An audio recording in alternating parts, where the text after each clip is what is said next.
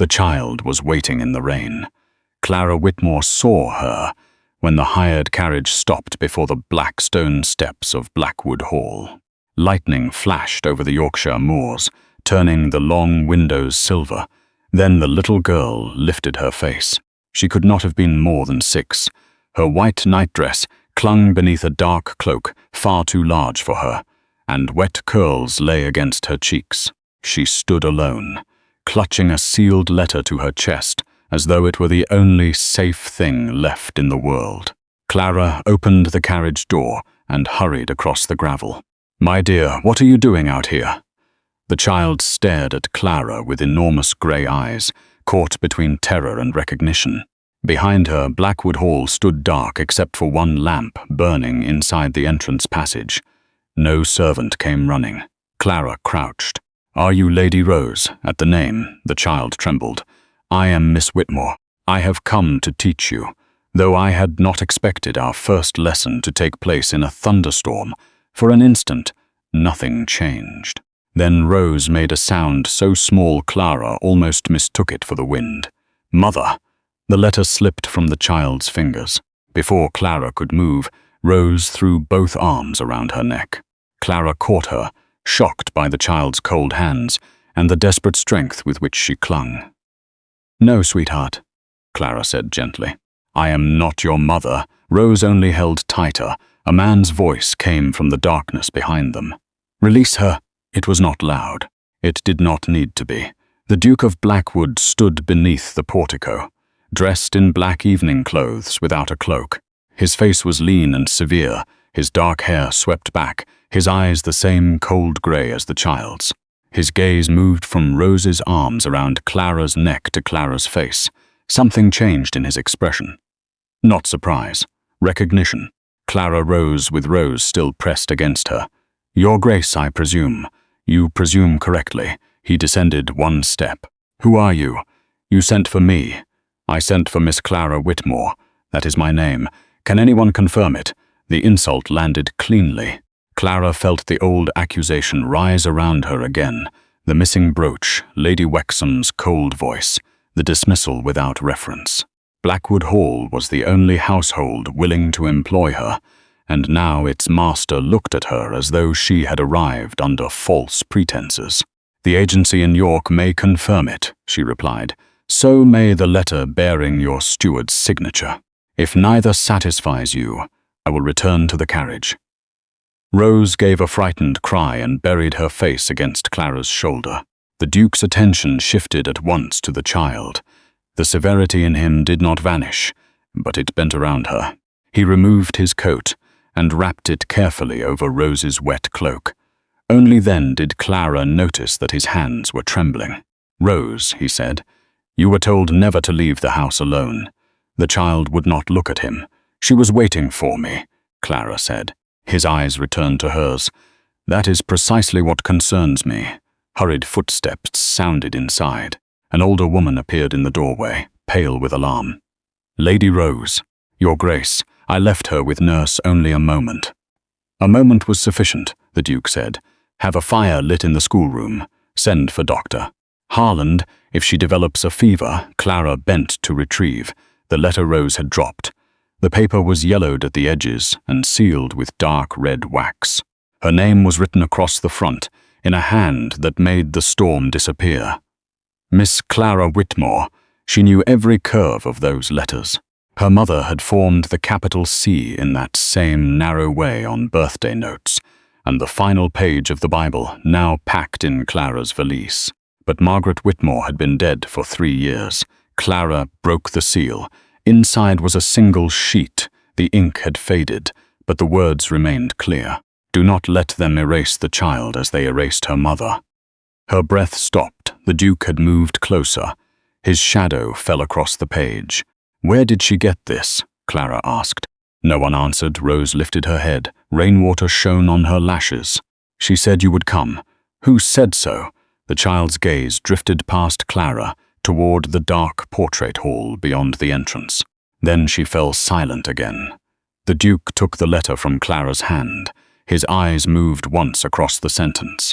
The color left his face so completely that he no longer looked like the master of Blackwood Hall, but a prisoner within it. He raised his gaze to Clara. "You were not brought here merely to teach Rose." Clara stared at the Duke across the rain-darkened entrance hall. "What does that mean?" Julian Ashcombe folded the letter once, too precisely for a man whose face had lost all color. "It means Lady Rose requires dry clothes before either of us begins asking questions." He turned toward the older woman, Mrs. Bell. "Take her upstairs." Rose's arms tightened around Clara. No, the single word silenced the hall. Mrs. Bell pressed one hand to her mouth. Julian went utterly still. Clara looked from the child to the Duke. Has she truly not spoken until tonight? Not since February. There was no triumph in his voice, only a quiet pain made harder by restraint. Clara lowered Rose carefully to the floor. "I will go with her until she is settled. That will not be necessary."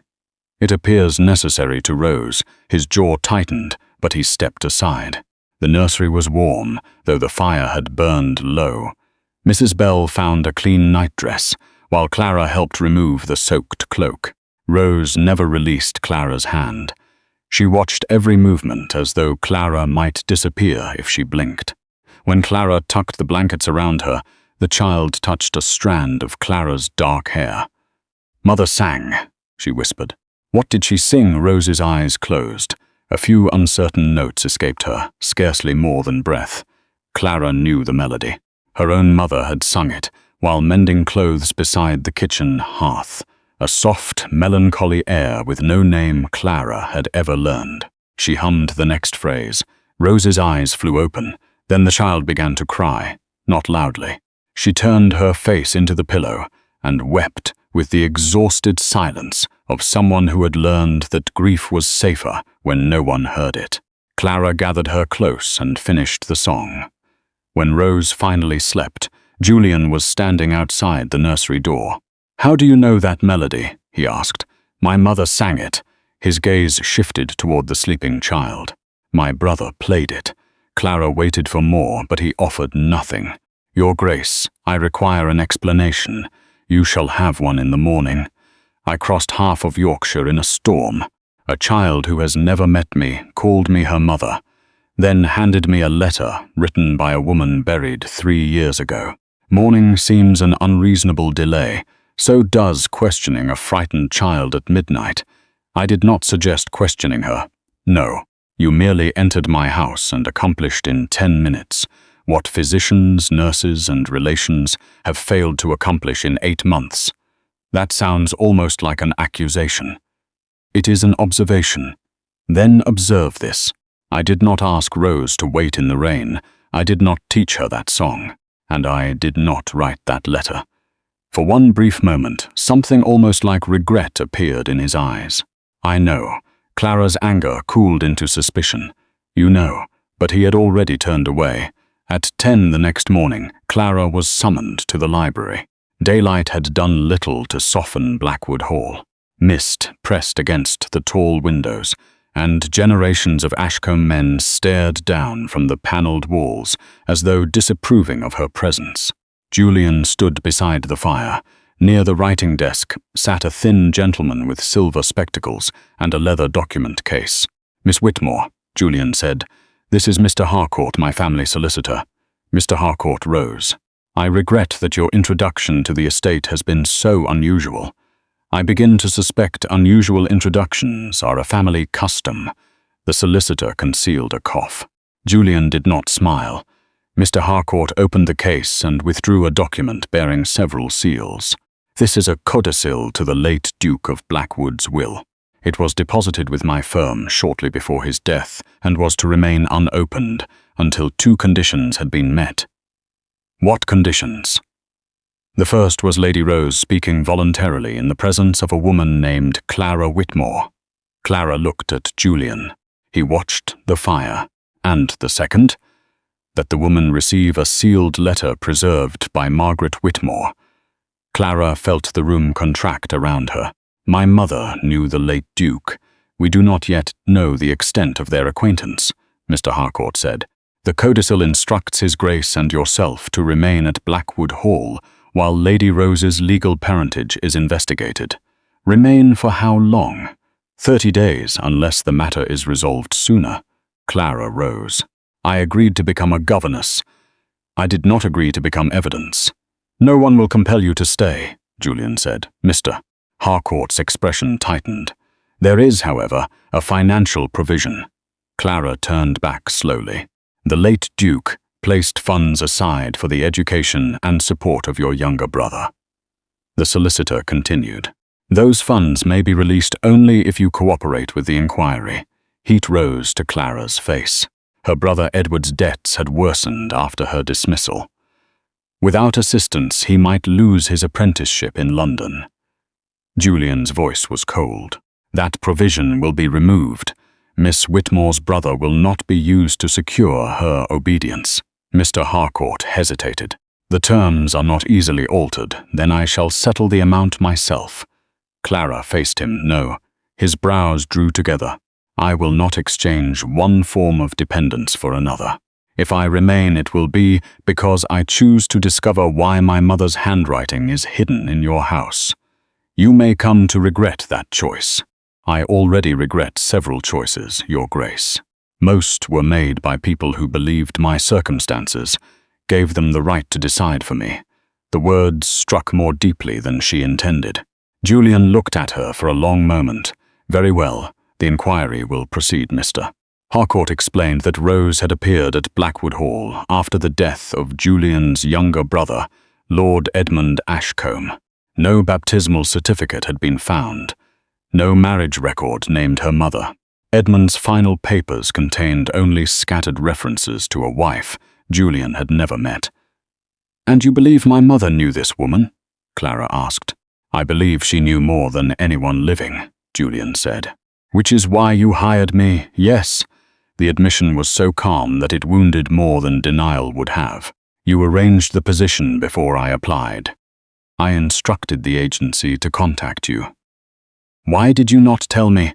Because I did not know whether you were innocent of the theft accusation. Clara's fingers curled against her skirt. Yet you were willing to bring a suspected thief into the schoolroom of a vulnerable child. I was willing to bring the only woman named in my father's will into a house where every answer appears to have been deliberately removed. Before Clara could reply, the library door opened. Rose stood on the threshold, dressed in pale blue, clutching a small book to her chest. Mrs. Bell hovered behind her. Forgive me, Your Grace. She insisted upon finding Miss Whitmore. Rose went directly to Clara and took her hand. Then she looked at Julian. Schoolroom. It was the second word she had spoken to him in months. His composure faltered, though only Clara seemed to notice. The schoolroom overlooked the mist-covered east garden. Rose sat beside Clara at a small oak desk, but she paid no attention to the alphabet cards. Instead, she drew 3 figures beneath a crooked tree. One was a tall man dressed in black, one was a child. The third was a woman with dark hair. Is this your mother? Clara asked gently. Rose shook her head. She tapped the woman, then pointed at Clara. After the lesson, the child led her through a narrow corridor into the ancestral portrait gallery. Their footsteps whispered over polished floors, while painted Ashcombes watched them pass. Rose stopped before the portrait of a young man with grey eyes and an expression warmer than Julian's. A brass plate beneath the frame read, Lord Edmund Ashcombe, 1783-1816. Rose touched the painted hand. Papa, Clara's breath caught. The child looked up at her, solemn and certain. Papa said you would come. Clara looked from Rose to the portrait of Lord Edmund. What did your papa say about me? Rose lowered her hand. The certainty in her face vanished as quickly as it had appeared. Her lips closed and her gaze dropped to the polished floor. Clara knelt beside her. You are not in trouble. The child leaned closer to the portrait instead, as though the painted figure might answer for her. A voice sounded at the far end of the gallery. She has always preferred the dead to the living. Clara rose. The gentleman approaching them was perhaps 50, elegantly dressed and silver-haired, with a pleasant expression that did not reach his eyes. "Lord Malcolm Ashcombe," he said, bowing. "The late Duke's younger brother, you must be Miss Whitmore." His smile lingered too long over her face. "You resemble someone," he added. "Do I? I cannot yet decide whom." Rose moved behind Clara's skirts. Lord Malcolm noticed. For one instant, something sharpened in his expression, not affection, but calculation. Then it was gone. "You have performed a small miracle," he said. "The entire household is speaking of it. Our Rose has found her voice. She has found a few words. Sometimes a few words are the most dangerous kind." Before Clara could ask what he meant, Julian entered the gallery. His attention moved first to Rose, then to his uncle. "Malcolm, I was not aware you had arrived. I came as soon as I heard the household had acquired both a mystery and a governess." Lord Malcolm turned to Clara with another polished bow. "I hope Blackwood proves kinder to you than your previous position." Clara felt the warning beneath the courtesy. Julian's eyes narrowed. "What previous position? Surely you know. Lady Wexham's missing brooch. The accusation was discussed in every respectable drawing room from York to London." Rose gripped Clara's hand. Clara forced herself not to look away.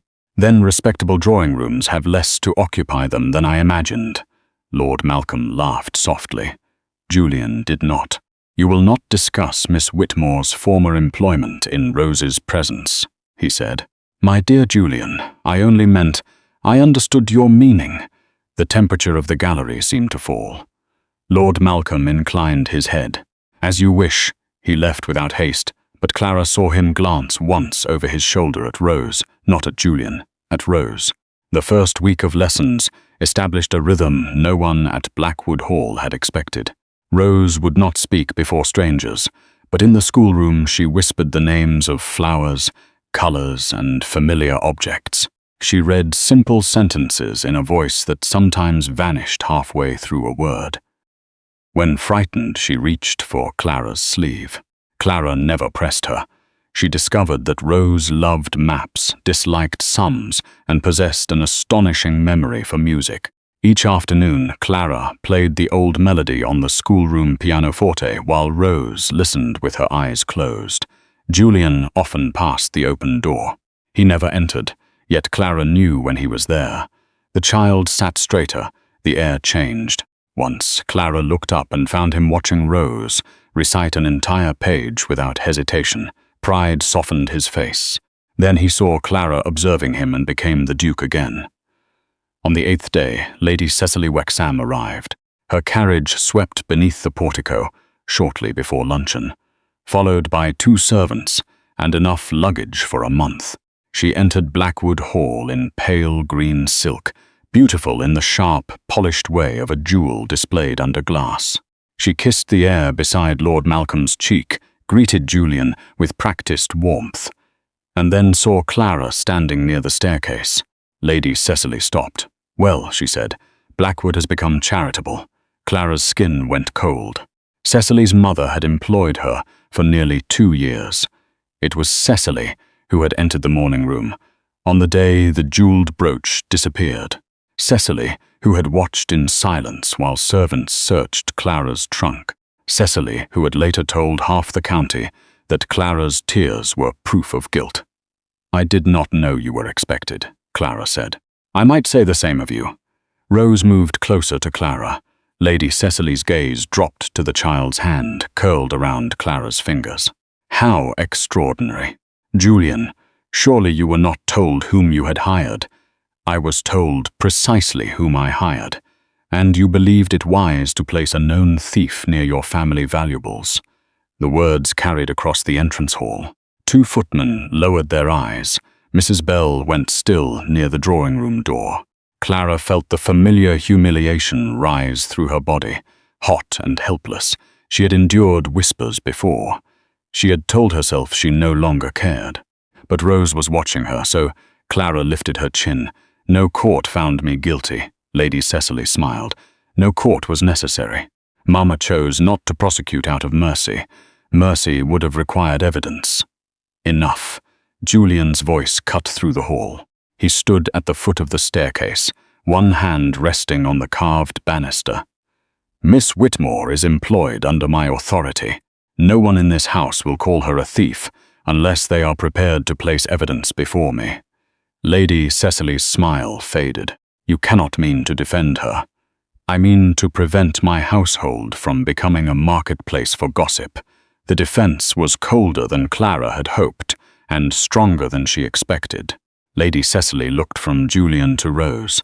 Then understanding, or perhaps jealousy, entered her expression. How very interesting, she said. At luncheon, Clara was expected to remain with Rose in the schoolroom. She welcomed the distance. Mrs. Bell brought the tray herself. You handled Lady Cecily well, the housekeeper said. I did nothing. You remained standing. In houses such as this, that is sometimes the most difficult thing a woman can do. Clara set aside the untouched soup. Did Lord Edmund know a woman named Lydia? Mrs. Bell's hands paused over the teapot. Why do you ask? Because the name appears on a marriage certificate hidden inside Rose's portrait miniature. The housekeeper looked toward the door. Lord Edmund went often to the old dower house, she said quietly, always after dark.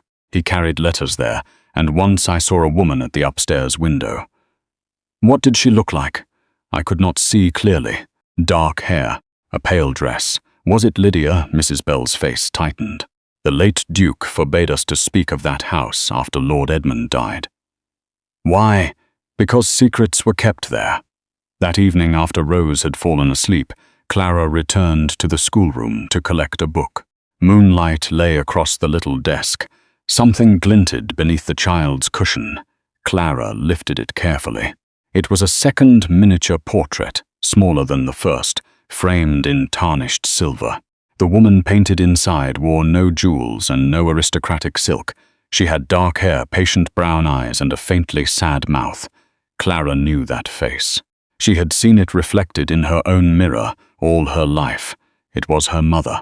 Clara stood motionless in the moonlit schoolroom, the miniature trembling in her hand. There could be no mistake. The woman inside the tarnished silver frame was younger than Clara remembered her, perhaps no more than 25. But the eyes were Margaret Whitmore's, the same steady brown gaze, the same slight curve at the corner of the mouth, as though tenderness had always required effort. Clara turned the miniature over. The backing had been loosened. She pressed one fingernail beneath the edge and lifted it carefully. A folded strip of paper lay hidden between the portrait and the silver case. Footsteps sounded in the corridor. Clara closed her fingers around the frame just as Julian entered. He stopped when he saw her face. What have you found? She held the miniature toward him. For the first time since her arrival, the Duke of Blackwood forgot to conceal his reaction. Margaret, he said the name quietly, with the familiarity of a man who had heard it many times before. Clara's shock hardened. You recognize my mother. I recognize her likeness. That is not what I asked. His gaze remained on the painted face. Edmund kept sketches among his papers. One showed two women standing near the old dower house. Your mother was named beneath it. And the other woman, the name had been cut away. Clara opened the frame again and removed the folded paper. It was brittle with age. When she spread it upon the schoolroom desk, a broken seal caught the candlelight, the Ashcombe crest. Beneath it were lines written in legal hand. This is to certify that Lydia the page had been torn across the center. The bride's surname was gone. So was the groom's name. Only the date remained. October 1809. Clara calculated silently.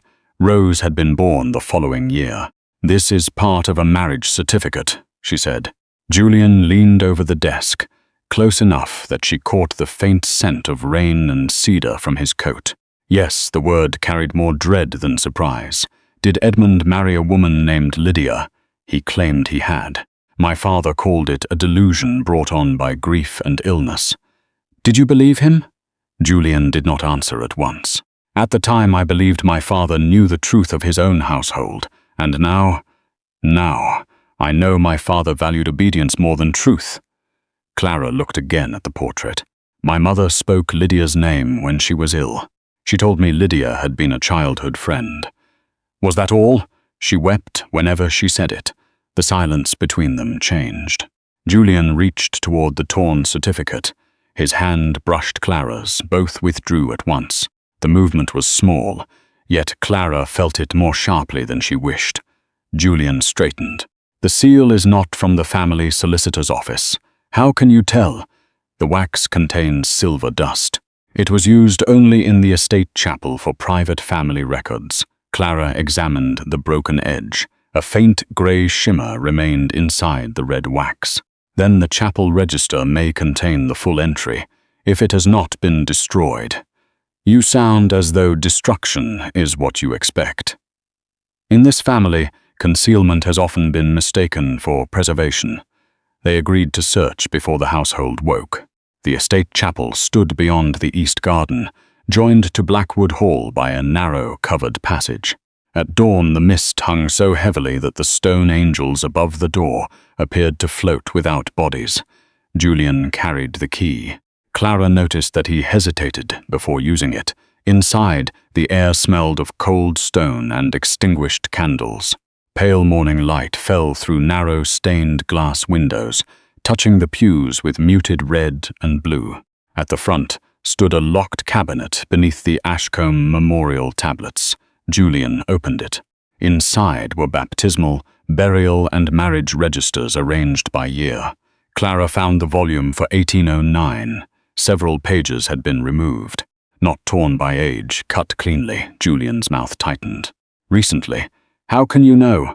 The exposed thread is still pale. Clara ran her finger along the binding. A trace of red wax clung beneath the shelf. The same silver-flecked wax as the seal. Someone had opened the register after learning they were searching. A movement sounded behind them. Clara turned sharply. No one stood in the chapel. Only the door shifted slightly on its hinges. Julian crossed the aisle and looked into the covered passage. Mist filled it from end to end. Who knew we would come here? Clara asked. Anyone who saw us leave the schoolroom together. That is a distressingly large number of people. One, she frowned. Lord Malcolm's room overlooks the east passage. Clara thought of the way his uncle had watched Rose in the portrait gallery. Not with affection. With fear she searched the lower shelf, while Julian examined the cabinet lock. Behind a loose prayer book, her fingers touched something hard. She drew out a small velvet pouch. The fabric was dark green, embroidered with the initials C. Her breath caught. Those were Lady Cecily Wexham's initials. Clara loosened the cord. A jeweled brooch fell into her palm. Gold leaves surrounded a deep blue sapphire. She knew every stone. She had fastened it at Lady Wexham's throat. On the morning it disappeared. She had watched the housekeeper empty her trunk, while Cecily stood at the door and declared that only a guilty woman would look so frightened. For months, Clara had dreamed of this object, not because of its value, because it had taken everything from her. Julian stared at the brooch in silence. This is it, Clara said, her voice barely emerged. The jewel I was accused of stealing. He took the pouch but not the brooch, as though he understood that she needed to hold the proof herself. Lady Cecily's initials, he said. She may have owned the pouch, or someone intended us to believe she did. Clara's relief vanished beneath a colder thought. The brooch had not merely been hidden. It had been placed beside the missing marriage record. Her disgrace and Rose's identity were part of the same design. Julian looked toward the mist-filled passage. Someone knew you would search this chapel, and someone feared what I might find. He met her eyes. No, Miss Whitmore. Someone feared what you might prove.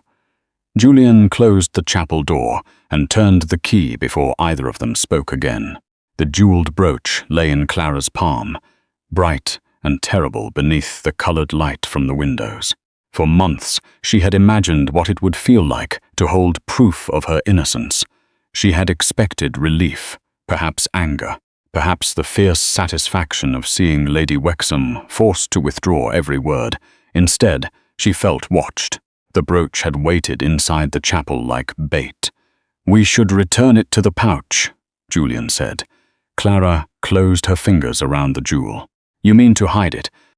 I mean to prevent the person who placed it here from learning that we have found it. My name has been ruined for nearly a year, and if we reveal this now, Lady Cecily will claim the pouch was stolen with the brooch. Malcolm will call the discovery convenient. Whoever removed the register pages will destroy whatever remains. So, my reputation must wait while Blackwood protects itself. His face hardened.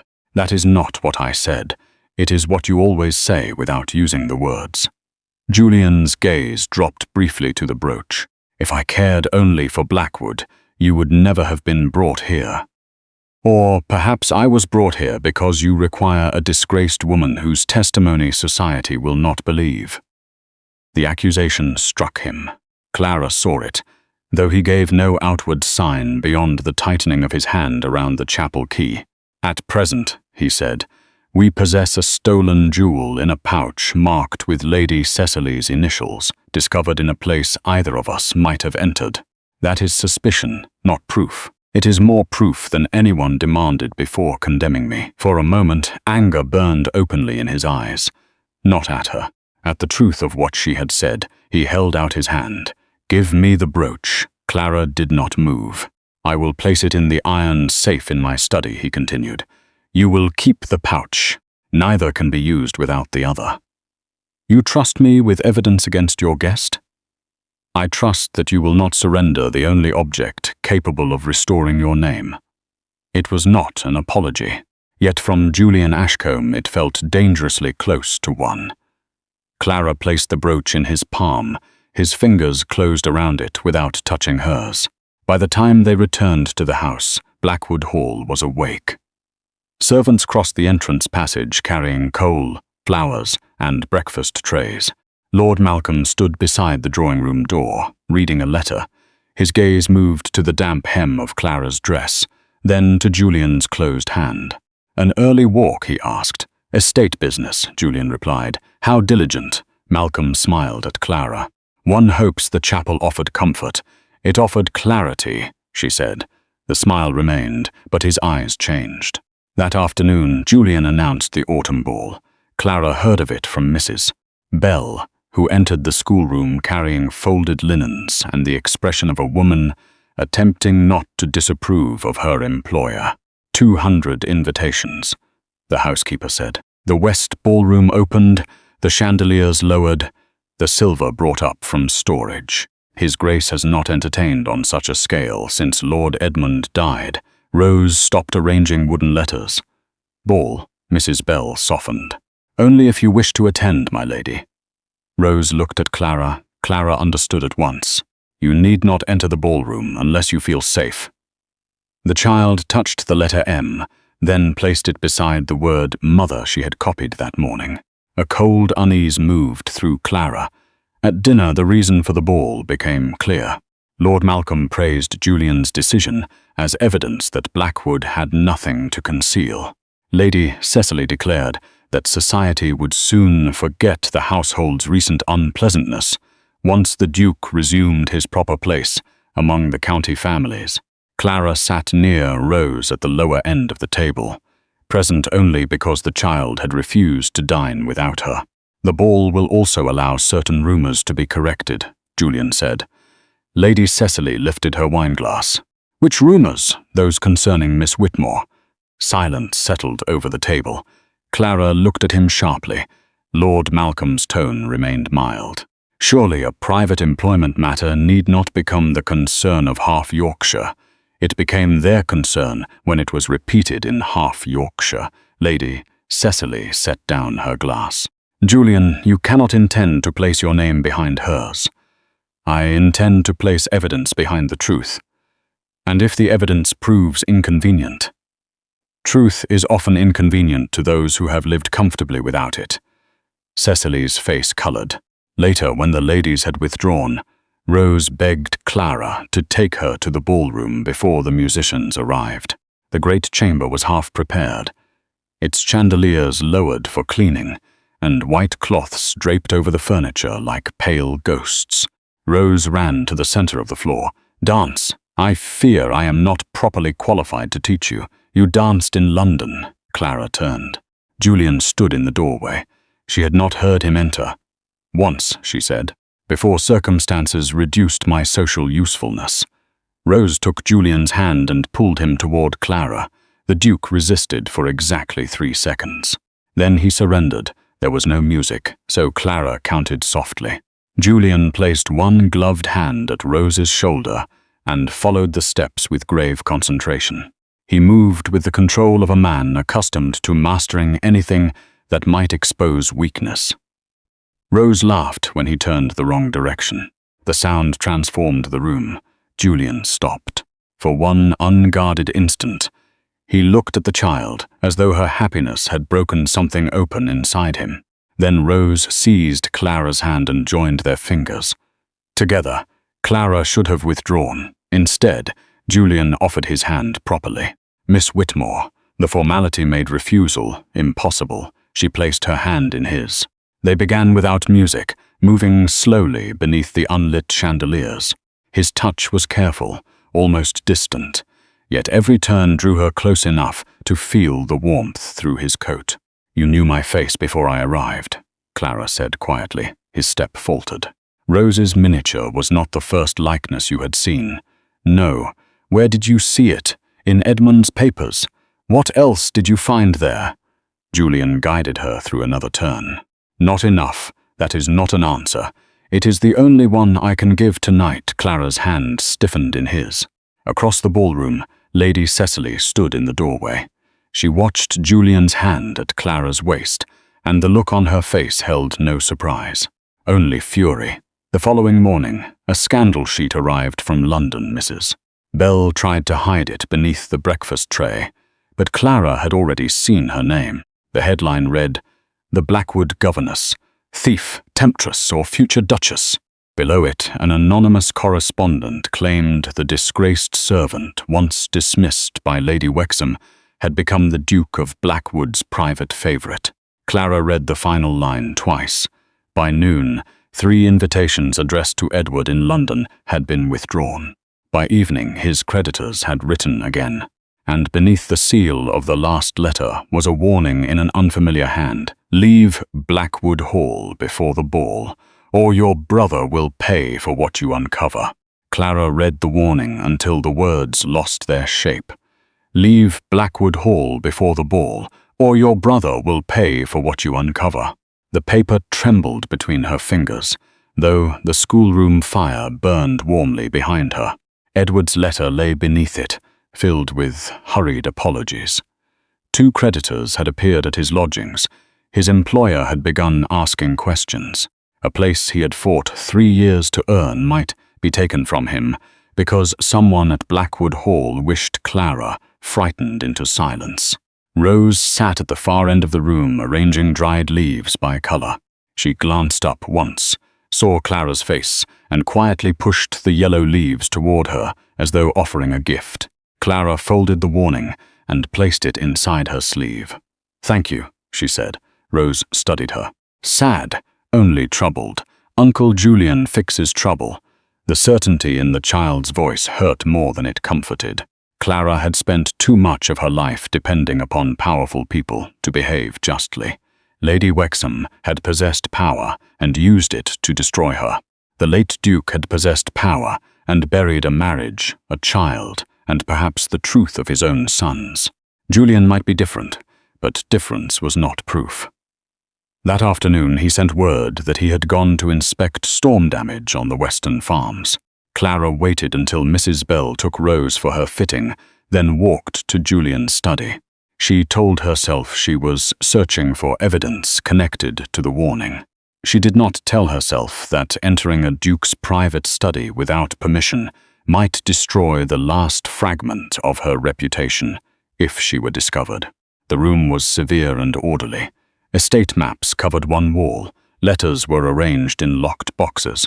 On the desk stood a silver frame containing no portrait, only a pressed sprig of heather. Clara searched the visible correspondence first. Nothing mentioned Edward. She opened a drawer and found it locked. The key lay beneath the blotter. That was either careless or deliberate. Inside were bills, receipts, and legal memoranda. One document bore Edward's full name. Clara pulled it free. The first debt had been settled in May. The second in June. Both had been paid by a London banking house, acting on behalf of Julian Ashcombe, months before she came to Blackwood Hall. Beneath the receipts lay a letter from Julian to Edward's creditor. Mr. Whitmore is not to be informed of my involvement. His sister is likewise to remain ignorant. Any further attempt to increase the sum by means of public embarrassment will be treated as extortion. Clara's first feeling was relief. Her second was rage. The study door opened. Julian stood on the threshold, mud on his boots and rain darkening one shoulder of his coat. His gaze moved from the open drawer to the papers in Clara's hand. "You might have asked, and you might have told me." He closed the door behind him. Clara held up the receipts. "You paid Edward's debts before I arrived." "Yes. Why? Because they were being purchased." She frowned. "Purchased?" "Your brother originally owed 3 tradesmen. Within 2 weeks, every note had been acquired by the same creditor. The man then began threatening his position unless payment was made immediately." "Who instructed him?" "I have not yet proved it. But you suspected the debt was being used to control me." "Yes, and so you decided to control the situation first." His expression hardened. "I prevented your brother from being ruined. You also ensured I would come here indebted to you without knowing it." "I expected nothing from you. You expected me to remain useful." The words struck the room like a slap. Julian took off his gloves and placed them on the desk. "If usefulness were all I required, I would have dismissed you the morning." Rose spoke. Clara laughed once without humor. "You cannot dismiss me. Your father's will forbids it." "I could have petitioned Harcourt to remove the condition. I did not, because you need what my mother knew." "Yes." The honesty stopped her. Julian moved closer, though he kept the desk between them. "I believed someone was watching your family. I believed your disgrace had been arranged. I paid the debts because I would not allow your brother to become another means of forcing you into silence. You might have trusted me with that knowledge. I did not trust you then. And now," his gaze held hers, "now I trust you enough to know that you will continue searching even when it endangers you. That is not trust. It is observation. It may be the only form of trust I understand." The admission was so quiet. Clara nearly missed it. She looked away first. A heavy document chest stood near the window, its brass lock marked with the Ashcombe seal. "What is inside?" "Edmund's private correspondence." "You said his papers contained only fragments." "They did." "Then why is the chest still locked?" "Because my father sealed it after Edmund's death, and the key was never found." Clara examined the clasp. "The metal is already cracked." Julian crossed to the hearth and took up the iron poker. "You cannot mean to break it. I have obeyed the dead long enough." The lock resisted once, then split beneath the blow. A sharp edge cut across Julian's palm. Blood welled instantly. Clara caught his wrist. "Sit down. It is nothing. So is a spark until the house burns." He allowed her to lead him to the chair. She found linen in the writing cabinet and poured water from the carafe. His hand was broad and steady in hers. Though his body had gone rigid at the contact, Clara cleaned the cut carefully. "You should have called a servant," he said.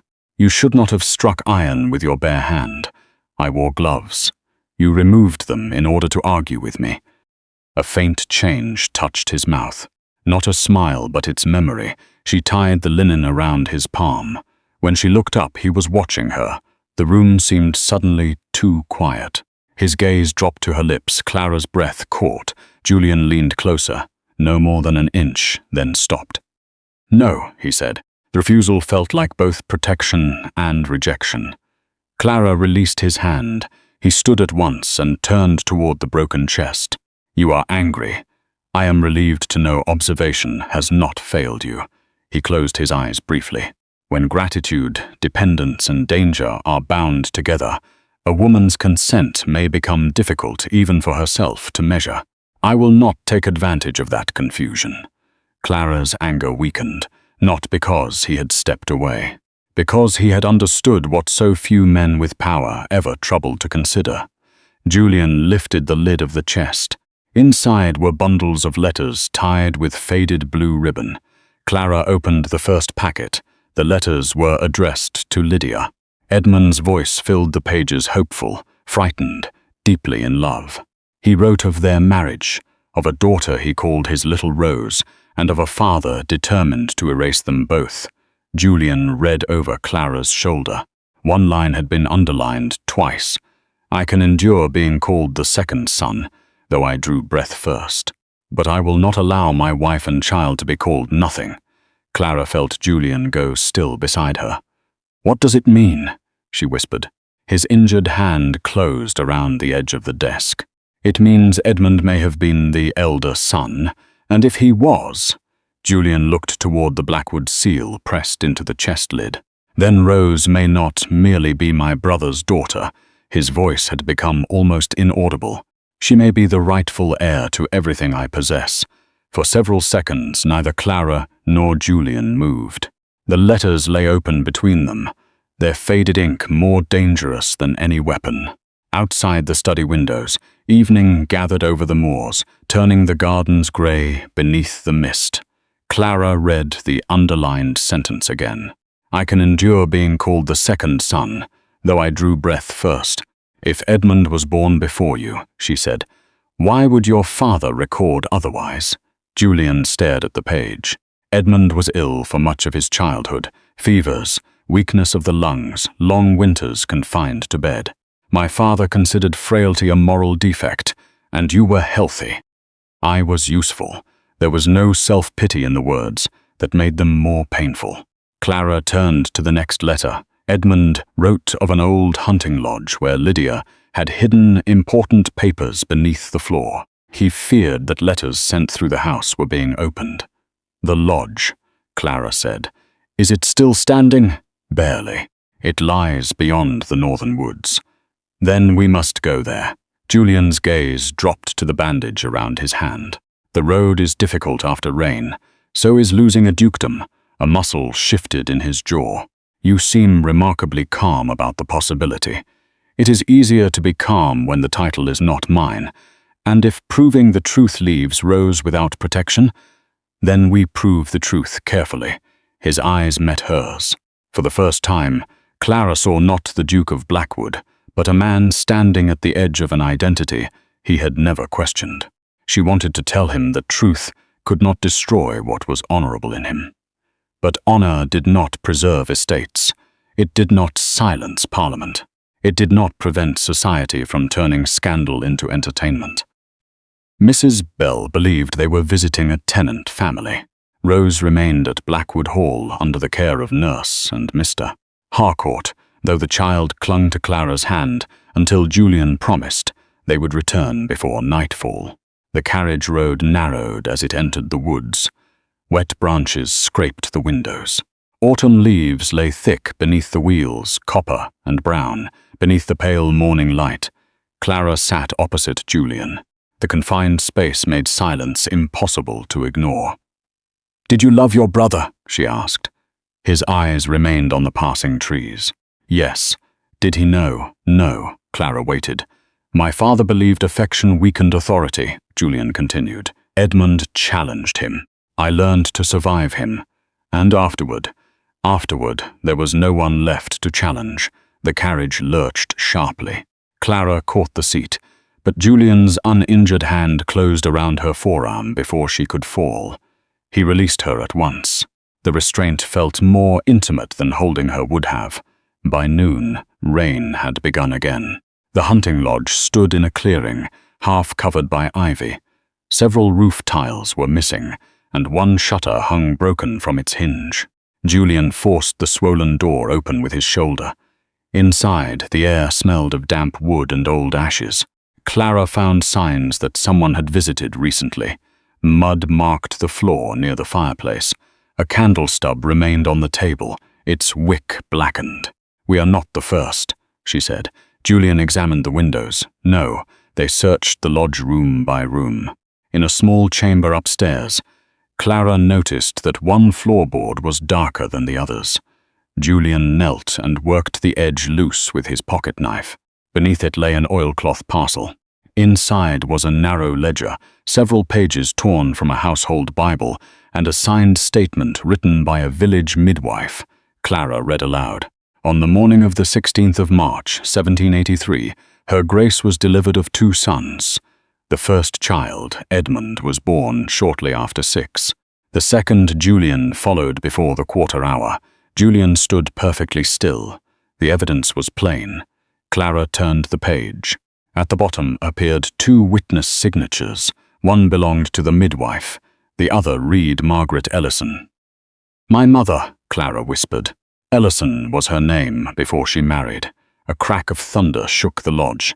Then came the sound of wood breaking outside. Julian went to the window. A fallen tree had collapsed across the road, trapping the carriage beyond the clearing. The coachman and groom were unhurt, but the horses could not pass until daylight, and additional men arrived. They would remain at the lodge overnight. The coachman lit a fire in the lower room, then took shelter in the stable with the groom.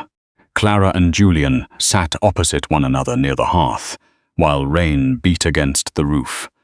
The midwife's statement lay between them. "My father altered the record," Julian said at last. Clara looked up. "He chose which son would inherit before either was old enough to speak. None of that was your doing. I benefited from it. You were a child. And later I became a man who never asked why Edmund's anger was so deep." Clara watched the flames. "I spent months asking why Lady Wexham's household believed Cecily without question," she said. "Eventually I understood. They did not believe her because she was truthful. They believed her because believing me would have required them to admit the system they served was unjust." Julian's gaze settled on her. "And what did you do with that understanding? Survived it?" The answer seemed to affect him. He reached for the midwife's account, but the bandage around his hand had loosened. A dark stain spread through the linen. "You have opened the cut. It will heal."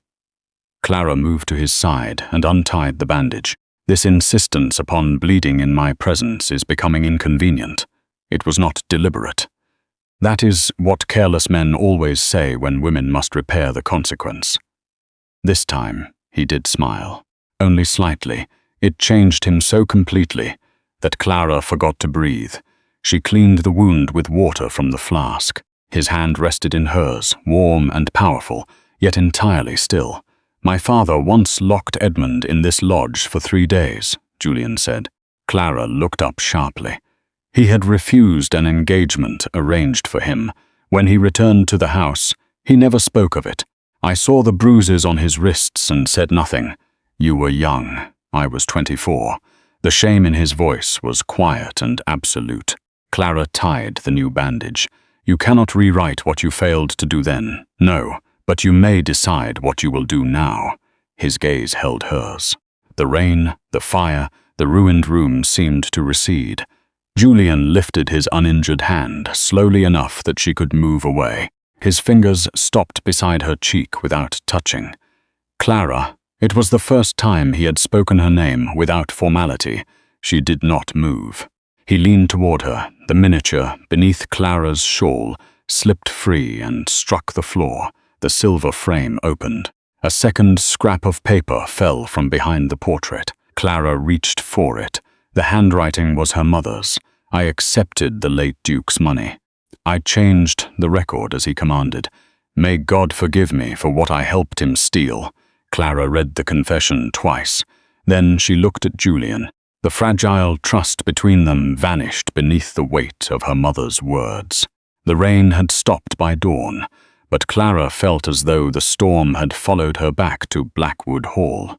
Her mother's confession lay inside her reticule, folded beside the midwife's statement.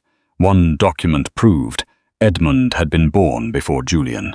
The other claimed Margaret Whitmore had accepted the late Duke's money and altered the record at his command. During the return journey, Julian had examined the confession beneath the pale carriage light. He studied the paper, the ink and the torn edge, searching for some flaw that might spare them both from believing it. Clara had asked whether he thought her mother guilty. He had answered, "I think we do not yet possess the entire truth." It was the sort of careful reply a duke gave when he feared that honesty might cost him something. By the time the carriage reached Blackwood Hall, Lord Malcolm was waiting beneath the portico. "My dear Julian," he said, looking from the mud on Julian's boots to Clara's exhausted face, "you have returned just in time, Mr. Harcourt has found something most troubling." The solicitor stood inside the morning room, with a leather portfolio open before him. Lady Cecily sat near the fire, dressed in ivory silk despite the early hour. Her presence made Clara stop in the doorway. Julian noticed.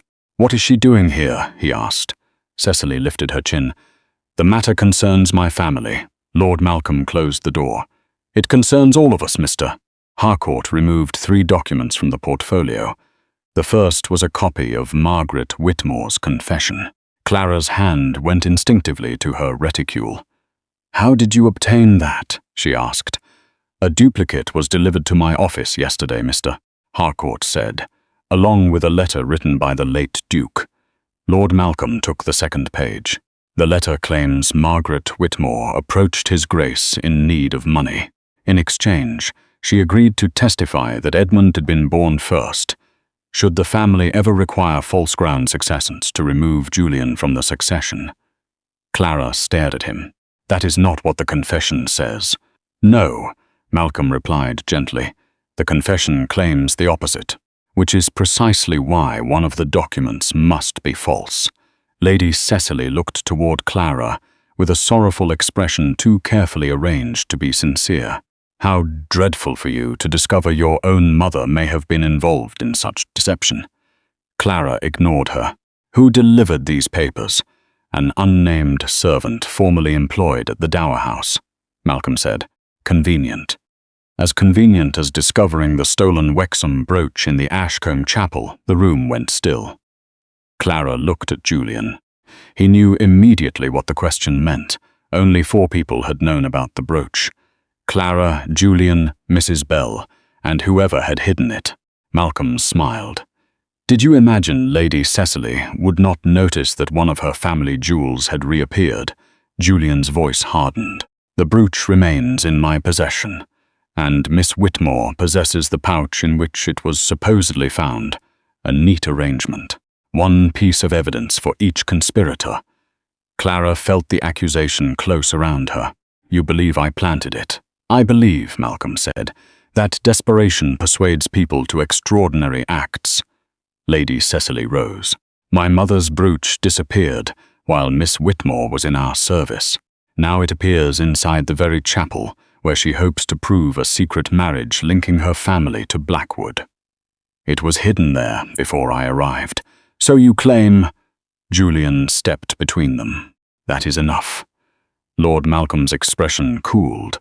"Is it? Society already believes you have become compromised by this woman. If you continue protecting her, every document she produces will be viewed as part of your effort to preserve Rose while avoiding scandal." Clara turned toward Julian. "Preserve Rose?" Malcolm glanced at him with feigned surprise. "You have not told her?" Julian said nothing. The silence was small. It was also devastating. Clara looked at him fully. "Told me what?" Malcolm crossed to the writing desk and opened a sealed file.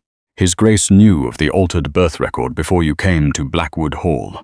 Clara's breath caught. Julian's face did not change. "That is not the complete account," he said, "but it is true." "Yes," the word struck harder than denial, Lord Malcolm continued. "Edmund's final papers mentioned Margaret Whitmore. By name, Julian discovered the reference nearly a year ago. He learned of your mother's connection to the estate. He learned where your brother lived. He learned of your debts and your dismissal." Clara thought of the agency letter that had arrived when every other door was closed. "You arranged all of it," she said. "I arranged for you to be offered the position. You knew who I was before I knew why Blackwood wanted me. Yes, you paid Edward's debts, so I would have no reason to refuse. No, I paid them so they could not be used against you. But you did use them. Julian moved closer. Clara, do not. The room blurred at the edges, but her voice remained steady. You knew my mother might have altered the records. You knew I resembled the woman in Edmund's papers. You knew Rose might respond to me. I hoped she might, and if she had not, he did not answer quickly enough. Clara understood. She had not been hired as a governess. She had been tested as a key. Lady Cecily spoke softly. He needed someone society would not believe if the inquiry became inconvenient. Julian turned on her. You are in no position to speak of credibility. But she is correct, is she not? Clara asked. No. Then tell me the truth. All of it. His gaze shifted briefly toward Rose's miniature on the table. That hesitation destroyed what remained of her trust. There is another document, Clara said. Mr. Harcourt looked surprised. Julian did not. She saw it in his face. You have had it from the beginning. Clara, not here. Why not here? Everyone else appears to know more of my life than I do. Lord Malcolm watched them with quiet satisfaction. Julian lowered his voice. The document concerns Lydia. What does it say? I will tell you when I am certain it is genuine. You mean when you decide how much truth I am permitted to endure? That is not what I mean. It is what you have done from the first moment. She took the confession from her reticule and laid it on the table. My mother may have lied. She may have taken money. She may have helped your father steal Edmund's birthright. But whatever she did, she was not yours to use through me. Julian's control finally cracked. I was trying to protect you. No, you were trying to control the order in which I was wounded. The words silenced him. Clara turned and left the morning room. He followed her into the portrait gallery. Clara, she continued walking, you cannot leave Blackwood while Malcolm controls the evidence. I can leave your protection. He threatened your brother, and you made certain Edward's safety depended upon your intervention. I gave you freedom. She stopped beneath Edmund's portrait. Freedom does not begin with secrets. Julian stood several feet away as though he understood that coming closer would only prove her point. I did not bring you here to secure my inheritance.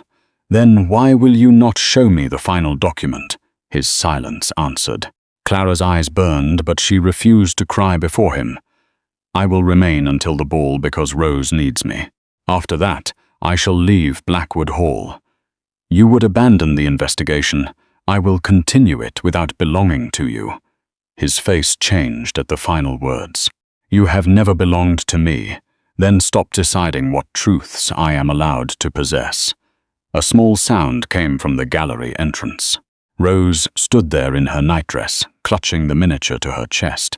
Her eyes moved from Clara to Julian. You leave. Clara's anger vanished. She crossed the gallery quickly and knelt before the child. Not tonight. After ball, Clara could not lie. Rose's lower lip trembled. Julian stepped forward, but the child backed away from him. Rose, Clara said. Reaching out, the girl turned and ran. By the time they reached the nursery, her bed was empty. The window stood open to the autumn wind. On the coverlet lay the silver miniature. Beneath it was the missing half of the marriage certificate. The torn edges matched perfectly. The groom's name was now visible, Lord Edmund Ashcombe, and beside it in faded ink was the bride's full name, Lydia Margaret Ellison. For one terrible second, no one moved. The open nursery window breathed cold air into the room. The curtain lifted and fell like a pale hand. On the empty bed, the completed marriage certificate lay beneath Rose's miniature, its two halves joined by the torn edges. Lord Edmund Ashcombe, Lydia Margaret Ellison. Clara touched the bride's name with one finger, Ellison, her mother's maiden name. The truth struck with such force that she had to grip the bedpost. Lydia was my mother's daughter, she whispered. Julian stood beside the open window, staring into the darkness beyond the glass. Your sister, my elder half-sister. A faint trail of wet footprints crossed the sill and disappeared onto the sloping roof below. Julian turned toward the corridor. Wake the household. Search the gardens, the chapel, and every outbuilding. No one leaves the estate. His voice carried through Blackwood Hall with the force of command, but Clara heard what lay beneath it: fear. Servants appeared within minutes carrying lanterns. Mrs. Bell wept openly when she saw the empty bed. Lord Malcolm arrived fully dressed, which Clara noticed despite the panic. "How could the child pass an entire household unseen?" he demanded.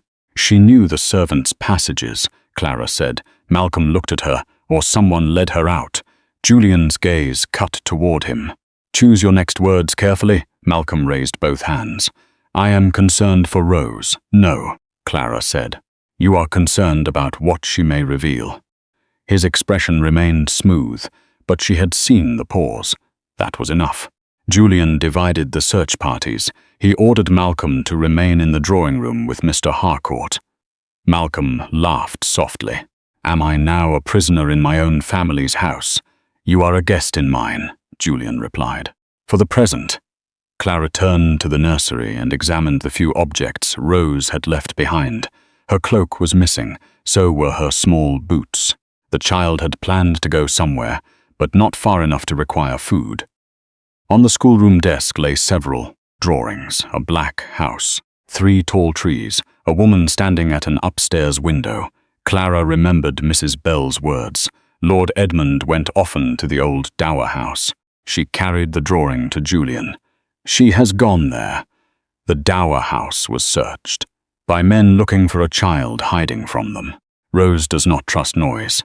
She will have chosen a place she believes belongs to her mother.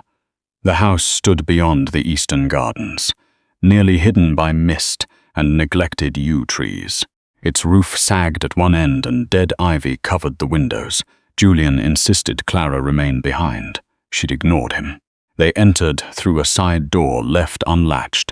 Dust lay thick over the floor, but one narrow path had been disturbed. Small footprints led through the dark passage and up a staircase. "Rose," Clara called softly. No answer on the upper landing. The footprints divided. One trail led toward an empty bedchamber. The other stopped before a wall paneled in faded blue silk.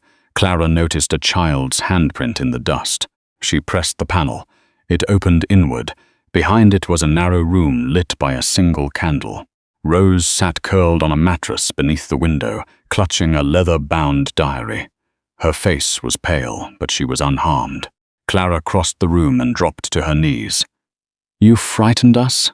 Rose looked at her through tear-swollen eyes. "Do not go." Clara gathered her close. "I am here after the ball."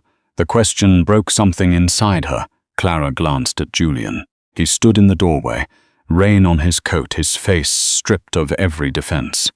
"I do not know what will happen after the ball," Clara said, "but leaving this house would never mean leaving you alone." Rose pressed her face into Clara's shoulder. "Mother said you would come." Clara pulled back slightly. "Did your mother speak of me?" Rose nodded. She had picture. She said Aunt Clara had the same eyes. Aunt Clara, the words settled into place. Rose had never truly mistaken her for Lydia. She had recognized the face from stories, portraits, and grief. She had called Clara mother because it was the nearest word she possessed for safety. Clara looked at the diary in Rose's lap. "May I see that?" The first page bore Lydia's name. The entries began in 1808. Lydia wrote of growing up apart from her mother, hidden with relatives, while Margaret entered service at Blackwood Hall.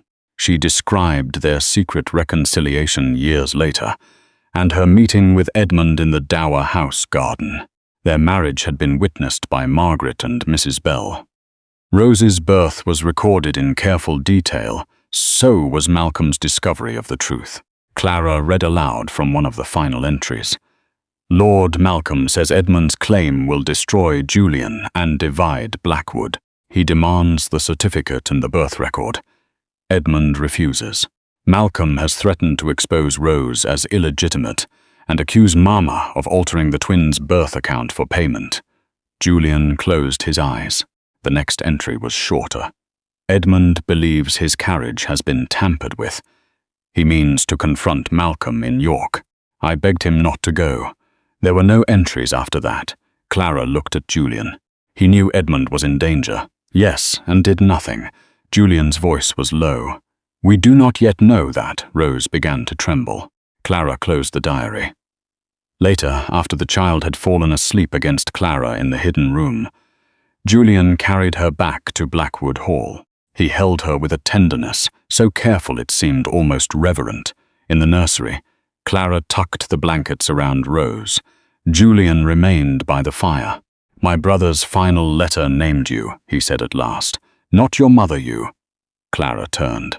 He wrote that if anything happened to him, I was to find Margaret Whitmore's surviving daughter. He believed Lydia had told Rose enough to recognize you one day. You knew I was her aunt. I suspected it. Before I arrived. Yes, Clara's hurt returned, but it no longer felt simple. Why did you not tell me? Because I had no proof. And because the last document in Edmund's papers concerned Lydia's death. What does it say? Julian reached inside his coat and handed her a sealed letter. This time he did not withhold it.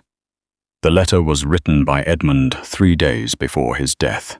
Lydia had not died of fever, as the household had been told. She had been taken from the dower house by order of the late Duke and confined somewhere outside Yorkshire. Edmund believed she was still alive when he wrote the letter. Clara stared at the final line. If Lydia survives, Malcolm knows where she was sent. Before Clara could speak, the bell above the nursery door rang violently. Mrs. Bell rushed in, breathless. Your Grace, a carriage has arrived from London. Julian's expression hardened. At this hour, the lady refuses to give her name, Mrs. Bell looked at Clara. She says she is Rose's mother. The woman waiting in the entrance hall wore a traveling cloak the color of ashes. She stood between 2 unfamiliar servants, one hand gripping the back of a chair as though the journey had exhausted her. She was perhaps 35, though hardship had drawn fine lines around her mouth. Damp black hair clung to her temples.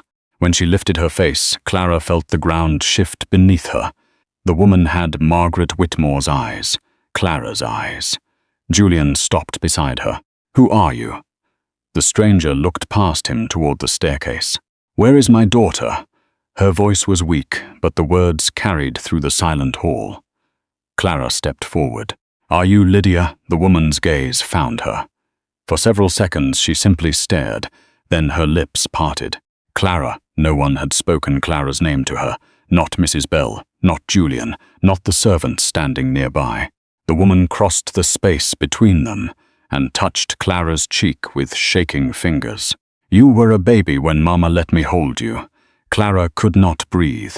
Questions crowded inside her, but the first came out broken. We were told you were dead. They wished me to be. A movement sounded from the drawing-room doorway. Lord Malcolm stood there, one hand resting against the frame. For the first time since Clara had met him, his composure deserted him. Lydia, he whispered. The woman recoiled. Julian saw it. He placed himself between them. You will not approach her, Malcolm recovered quickly. Julian, consider what this appears to be. A missing woman arrives on the night before your ball, after Miss Whitmore discovers documents supporting Rose's claim. She knew Clara's name, Mrs. Bell said. Names may be taught. Lydia's face whitened. You sent me away, Malcolm laughed softly, but the sound was strained. I have never seen this woman. You came to the house outside Richmond, you said. Edmund was dead. You said Rose would be safe if I signed. Julian's voice became dangerously quiet.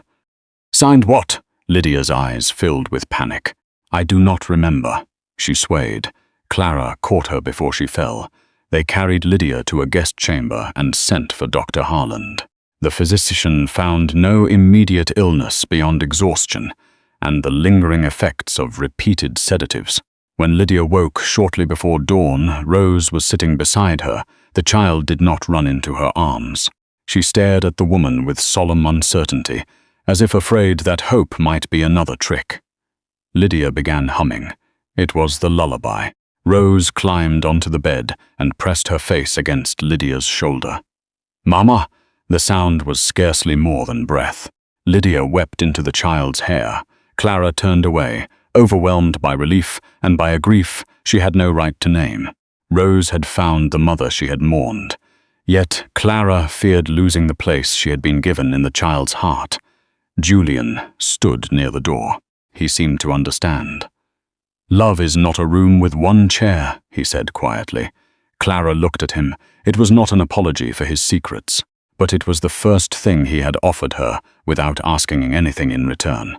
By afternoon, Lydia had remembered fragments. The late Duke had ordered her removed from Blackwood after Edmund's death. Malcolm arranged her confinement under another name. She was told Rose had died of fever. Whenever she demanded release, physicians declared her unstable.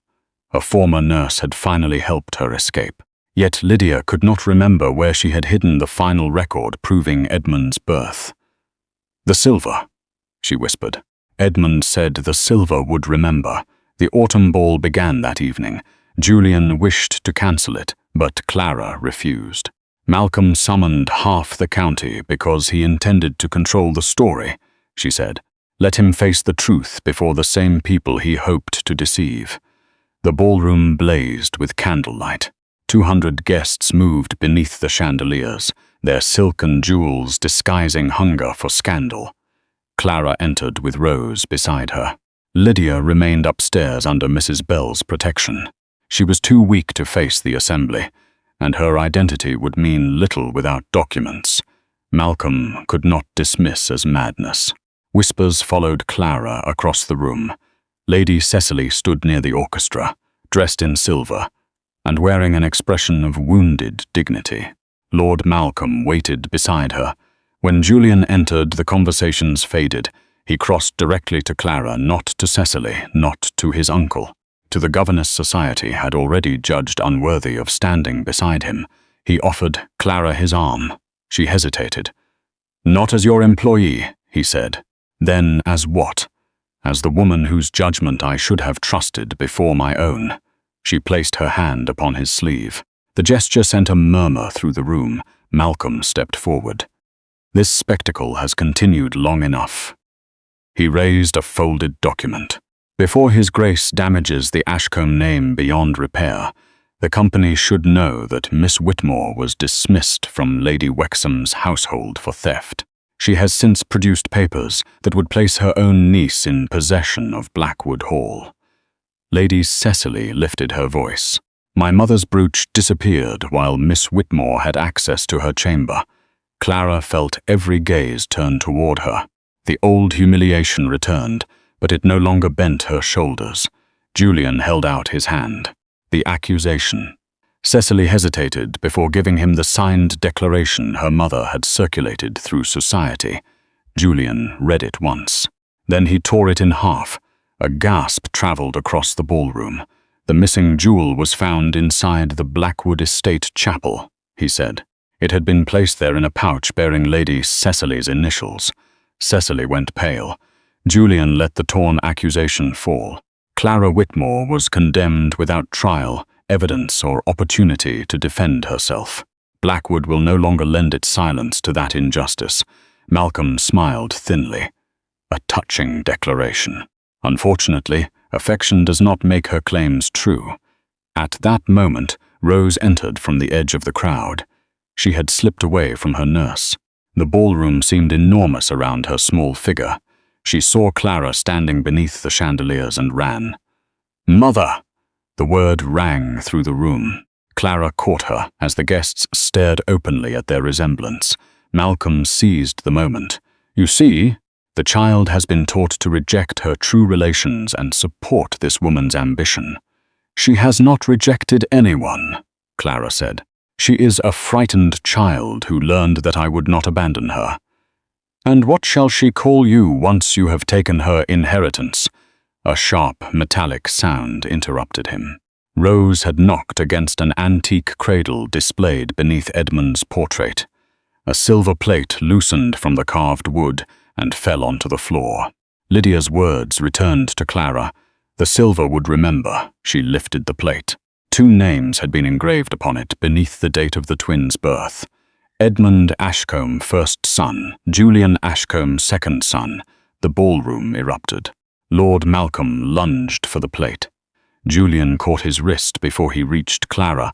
The Duke's voice carried above every whisper. "Do not touch her." Malcolm froze. Julian looked at the silver record, then at Rose in Clara's arms. Everything he had inherited, his estate, his authority, the name that commanded the room, stood on the edge of that small engraved truth. He released his uncle and faced the assembled ton. "Let every person here bear witness." The room fell silent.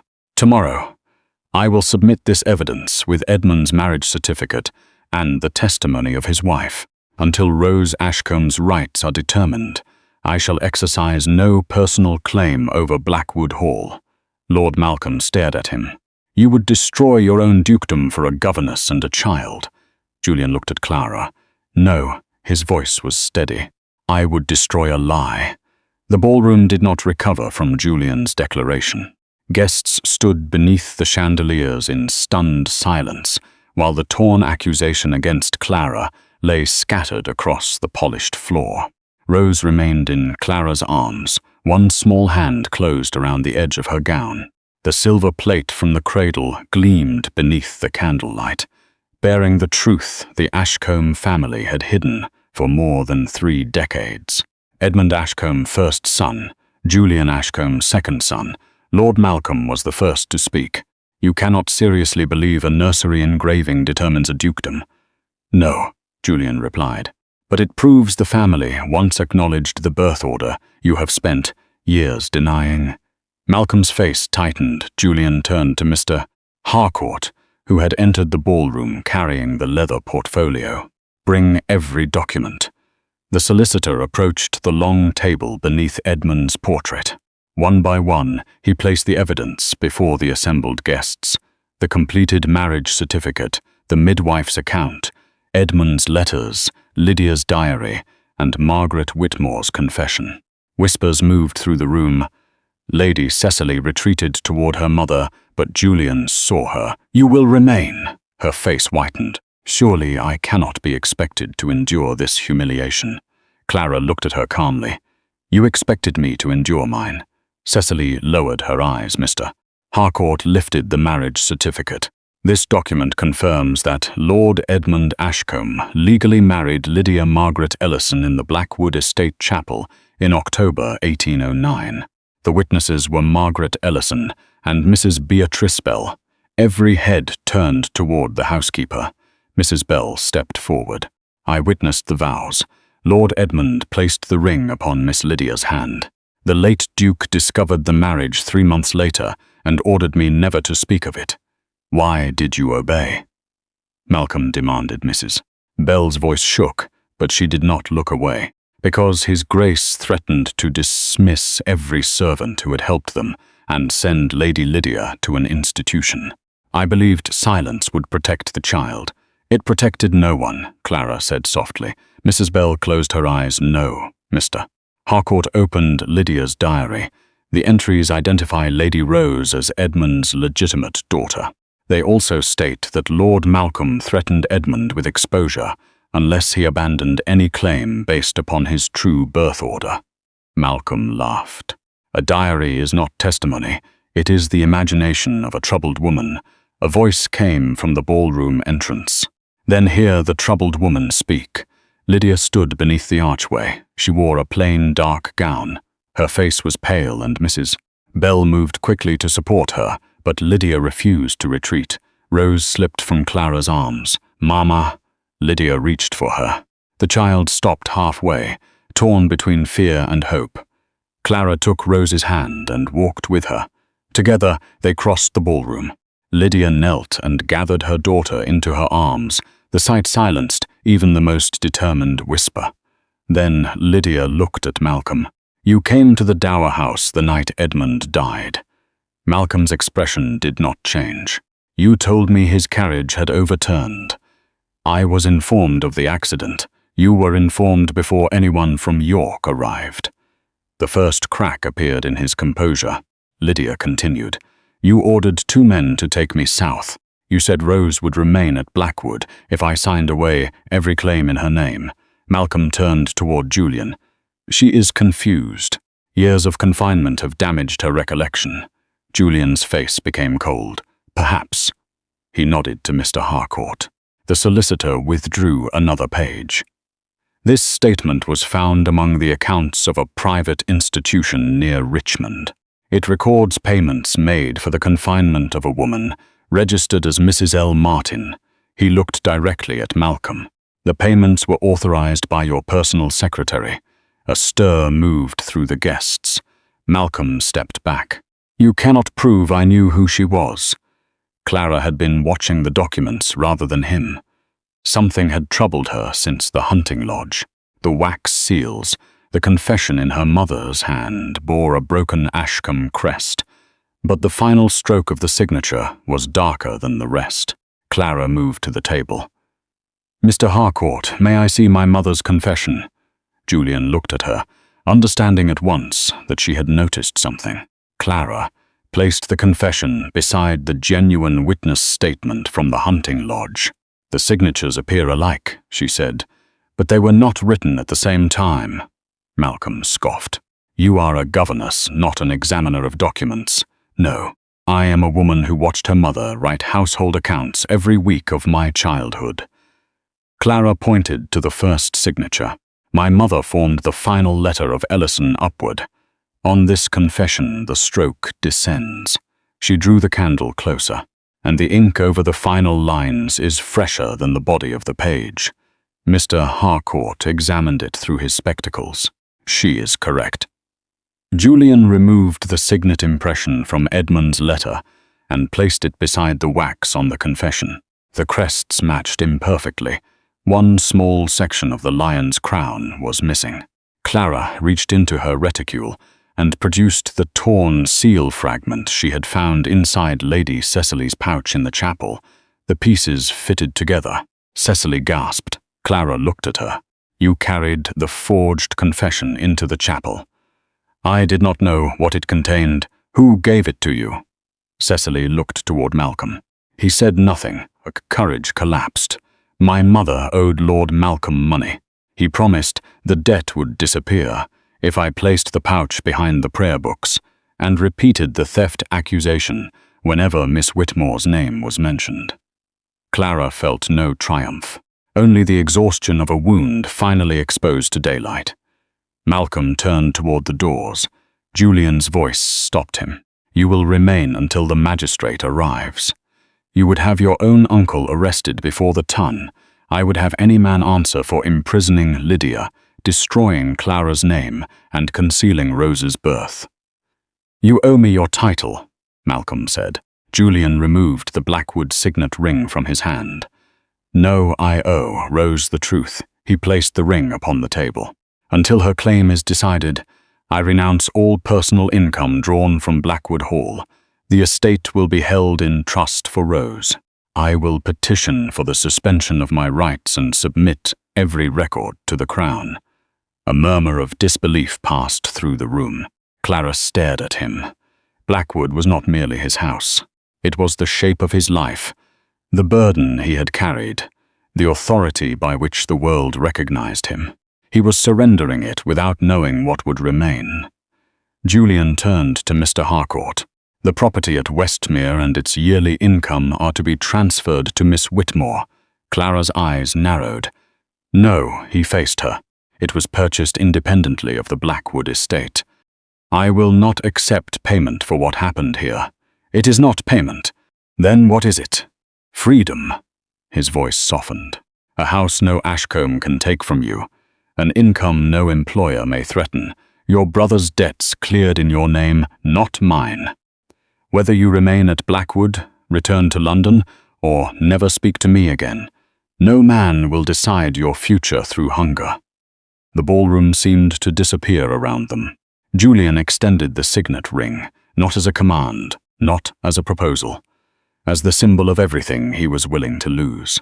Clara looked at the ring, then at him. She did not take it. You still believe sacrifice gives you the right to decide for me. Pain moved across his face. No. Then place Westmere in trust for Rose's education and Lydia's protection. I will earn my own future. Julian lowered his hand. For the first time he did not argue. As you wish. Clara turned to the assembled guests. My innocence does not depend upon becoming a duchess. It does not depend upon His Grace loving me, defending me, or surrendering his title. I was innocent when none of you believed me, no one answered. Lady Cecily began to cry. Clara felt no cruelty toward her. Tell the truth publicly, Clara said, not because Julian commands it, because you helped destroy a woman whose only weakness was having less power than you. Cecily nodded. Lord Malcolm was escorted from the ballroom before dawn.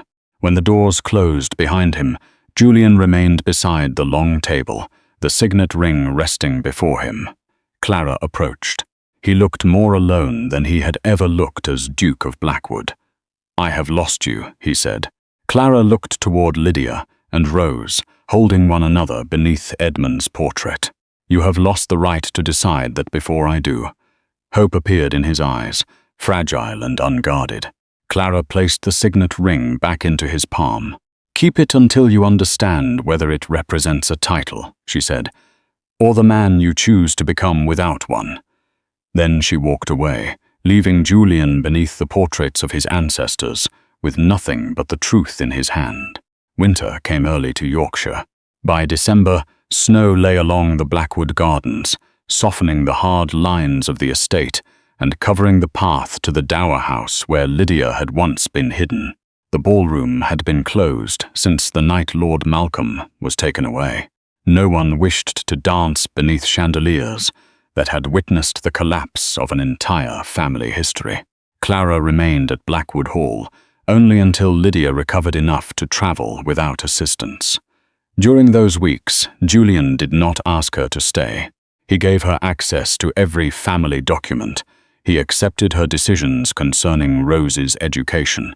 When Clara disagreed with the physicians who wished to separate mother and child until Lydia became emotionally stable, Julian dismissed the physicians rather than overrule her. He did not speak of love. He behaved as though love had finally taught him silence.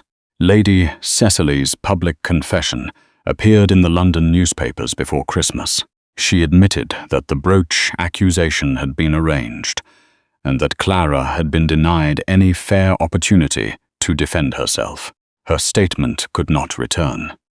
The year Clara had lost, but it restored Edward's apprenticeship and forced every drawing room that had whispered against her to repeat her innocence. For the first time in many months, Clara's brother wrote without apology, yet the decision concerning Blackwood had not come. Mr. Harcourt travelled repeatedly between Yorkshire and London. The Crown's legal advisers examined the marriage certificate, the midwife's statement, and the peculiar language of the original Blackwood grant.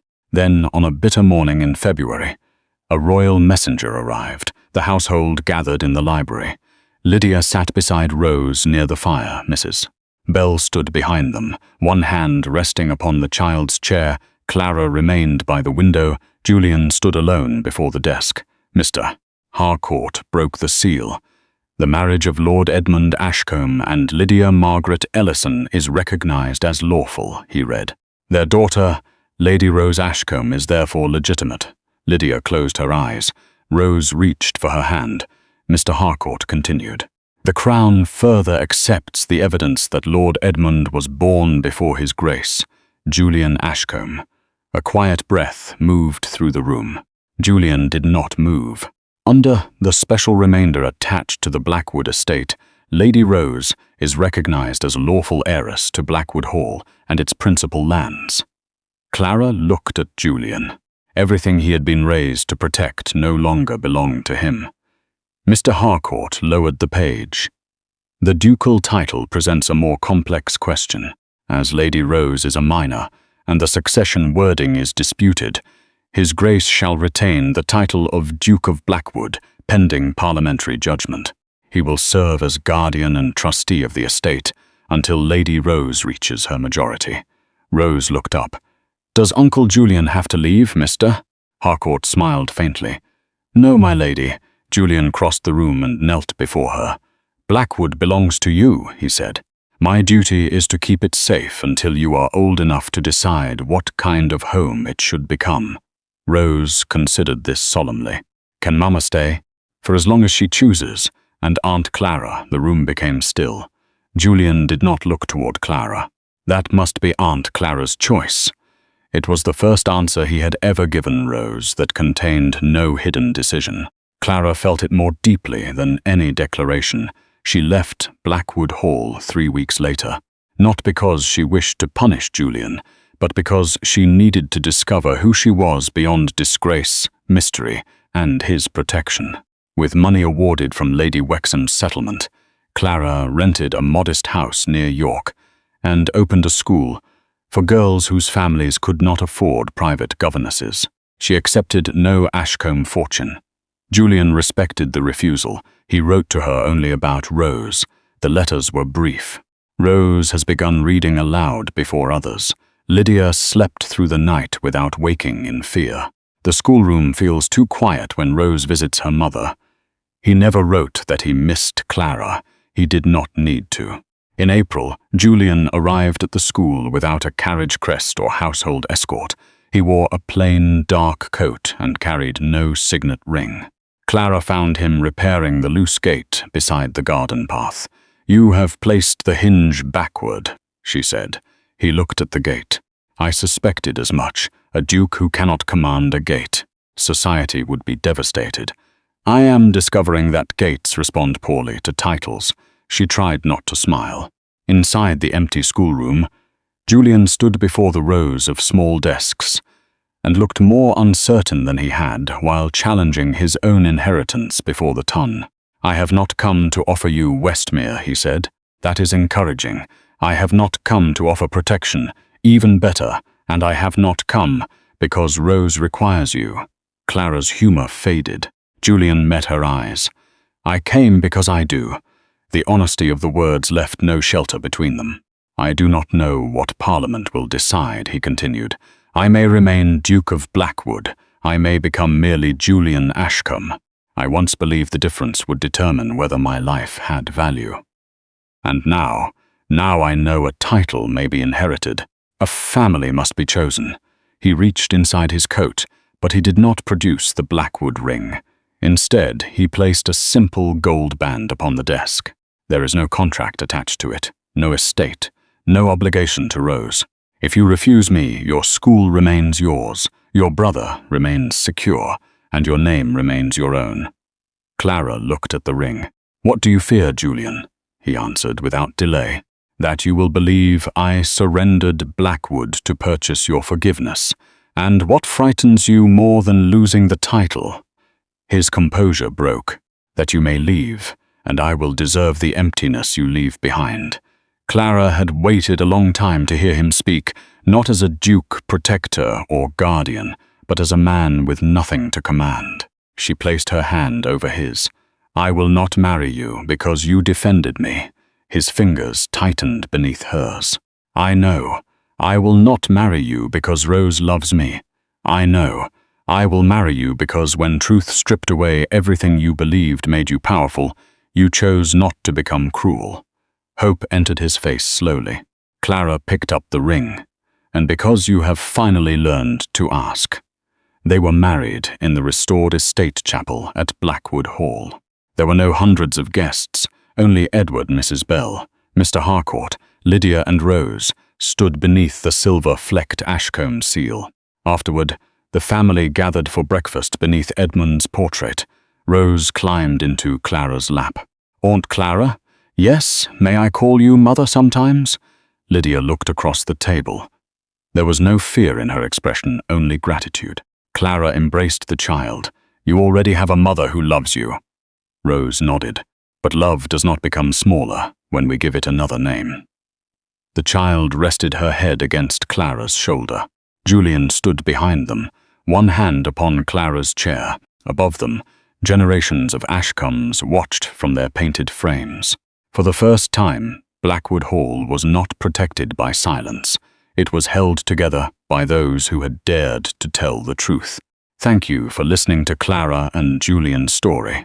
Do you believe Julian was right to risk his title and inheritance for Rose's legitimacy and Clara's honor, or should duty to generations past have outweighed the truth? Share your thoughts in the comments. And if you enjoy emotional Regency romances filled with hidden heirs, family secrets, social redemption, and love proven through sacrifice, please subscribe and join us for the next unforgettable story.